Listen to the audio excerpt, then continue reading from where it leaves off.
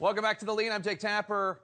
Frankly, it was a terrible night for the establishment in New Hampshire. Hillary Clinton's campaign stunned, again, that an opponent they had initially written off is showing huge strength. And the Republican Party still waiting for a consensus candidate to emerge from the establishment as Donald Trump wins New Hampshire by the biggest margin in 16 years.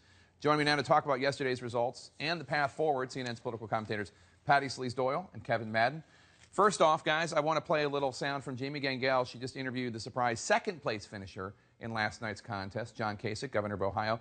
Here's what he said, finding a target on his back after his big night. South Carolina, some of these other states, the attack ads are already on the air. Are you going to hit back? Well, I'm not going to sit there and be a marshmallow or some kind of a pin cushion. People just pound me. I mean, where I come from, the blue-collar town that I come from, if you came in and beat our football team, we just broke all the windows on your bus. I mean, that's just a joke, by the way. But, I mean, the fact is, I'm not going to just sit there and let somebody pound on me. But, and I can't predict exactly what the future is, but I believe that this message of we're Americans before we're Republicans and Democrats, these problems that we have can be solved, that we can get the shine back in America, leave no one behind. I just think these are very important messages, more than me spending my time being negative about somebody else. Kevin. Yeah.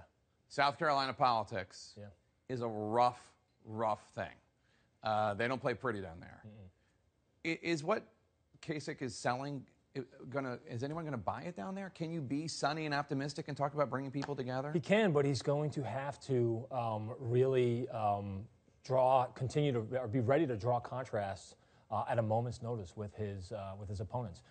The big risk for John Kasich is that on Monday night, a lot of people went to bed not knowing who John Kasich was, and they woke up on Tuesday morning, knowing a little bit more about him because of his win here in New Hampshire. And the risk is that so many of his opponents are going to try and define John Kasich in the eyes of South Carolina voters or any of these other states before he will, and the race is now on.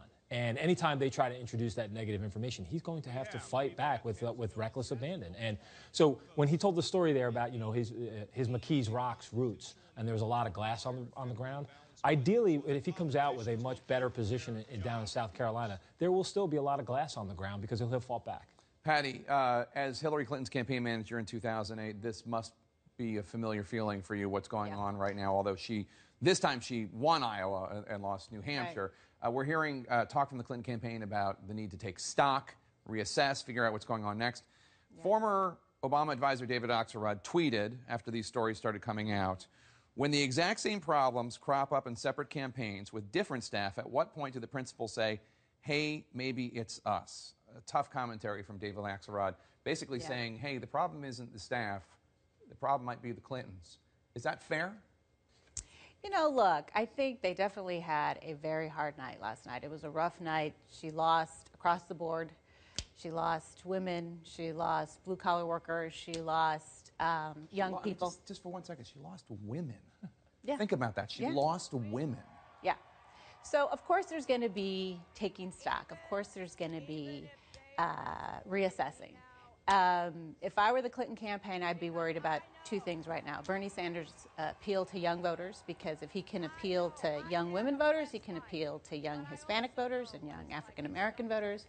And I'd be mostly concerned about his ability to raise money. Apparently, he raised $5 million yesterday, or today. And that's a concern. Kevin, Marco Rubio gave a very unusual speech last night, basically blaming himself for the fifth-place finish, talking about his panned performance at the debate.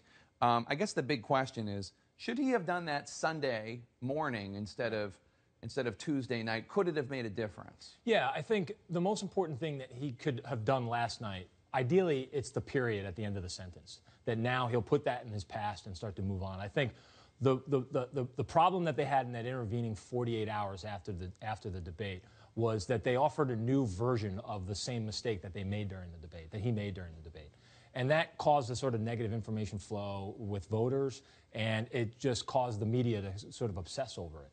And this has to be his exclamation point now. All right? He has to end put this in his rearview mirror and really move forward and start to talk more about this race as a contest for the future. Marco Rubio does his best as a candidate when he is putting himself forward to voters as the best way to draw a contrast with the past, whether it's the 8 years of the Obama administration or having somebody like Hillary Clinton or Jeb Bush, who's been associated with the last 25 years in American politics.